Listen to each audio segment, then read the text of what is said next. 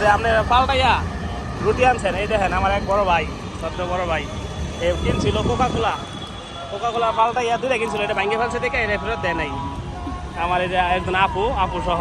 তারপরে ওই কোকা কোলা পাল্টাইয়া আমি বললাম, বলার পরে মজু পায় নাই, না পাওয়ার কারণে ওই কোকা কোলা পাল্টে এই যে রুটি আনছে, ঠিক আছে, ফুটবান।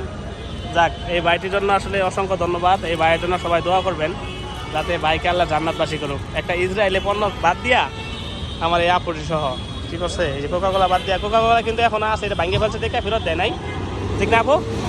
আর একটা কিন্তু ফেরত দিয়ে আসছেন, একটা ফেরত দেন নাই? একটা ফেরত দিয়েছে ভাই, একটা ফেরত দিয়ে রুটি কিনে নিয়ে আসছে। এখন থেকে হবে কি, দেশীয় পণ্য হবে, এখন থেকে কোনো ইসরায়েলি পণ্য এবং ইন্ডিয়ান পণ্য হবে না। এই বাইরেটাকে আমি সাহস করে বললাম, এই বোনটিকেও সাহস করে বলছি, বলার পরে সে কী করছে, এই পণ্যটা ফেরত দিয়া তারপরে রুটি কিনে নিয়ে আসছে। আপনার জন্য সত্যি কথা আমার মন থেকে অনেক দোয়া রইল।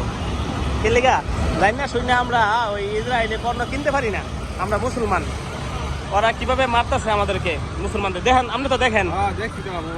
তো সেই জন্যই সবাই মিলে তার জন্য বিশেষ করে দোয়া করবেন।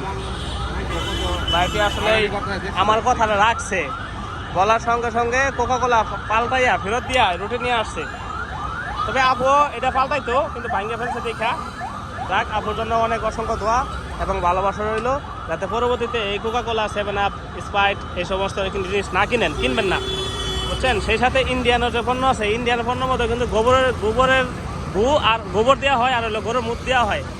ইন্ডিয়ান পণ্য কিন্তু দেখে কিনবেন না। তো আপনার কাছে আবদার রইল। আর অসংখ্য ধন্যবাদ আপনাদের, বুঝছেন? ধন্যবাদ।